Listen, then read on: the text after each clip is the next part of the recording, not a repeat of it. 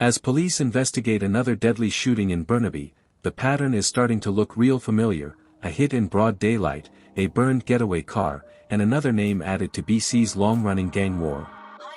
On Thursday, January 22, 2026, just before 5:30 p.m., Burnaby RCMP got multiple calls about gunshots near the 3700 block of Canada Way. When officers arrived, they found a man shot and killed at the scene. Not long after, police found a burning vehicle dumped in the 5000 block of Buxton Street. And if you've been following the Lower Mainland gang conflict, you already know what that usually means. The next day, investigators identified the victim as Dilraj Singh Gill. Gill was known to police and had documented ties to the Bibbo gang, a group that's been beefing with the Brothers Keepers for years. Recent reports suggest the Bibbo faction may have linked up with the United Nations gang, one of the Brothers Keepers' top rivals. According to some media outlets, Gill's killing is believed to be retaliation for the murder of Navpreet Dhaliwal, who was shot in West Abbotsford just 2 weeks earlier.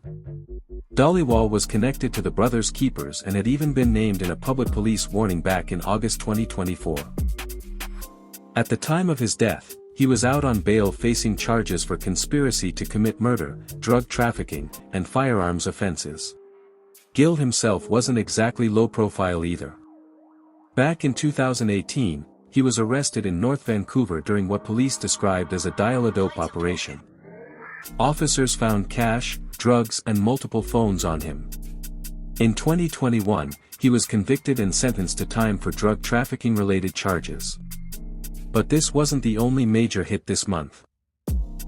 Just 10 days earlier, on January 12, a high-ranking Brothers Keepers member and rapper known as 32 Times was found dead inside a burning home in Surrey.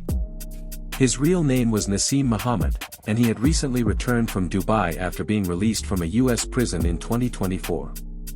That U.S. case came from a 2021 incident in Seattle, where prosecutors say he pulled a Glock on 2 men and robbed them for their jewelry. Even after that conviction, he was still considered a person of interest in multiple homicide investigations across Canada. After his death, people linked to rival crews posted celebratory messages online, with champagne and a cake saying 32 Times got smoked. And if you followed him, you know he had posted similar stuff when his enemies got hit. While Surti was locked up, his older brother Sammy Muhammad, also known as S-Man, was shot and killed in Brampton in 2022. Police believe he left BC after getting threats tied to the same ongoing conflict. Right now, the Lower Mainland is basically split between 3 major sides: the Brothers Keepers and their associates in the Wolf Pack, the United Nations gang, and the Kong/Bibbo faction, which is now reportedly aligned with the UN. And with shifting alliances, old grudges, and non-stop retaliation, this war has been dragging on for years with no real signs of slowing down. In an upcoming video, we're gonna break down the full history of this conflict, the key players, and how it escalated to this point.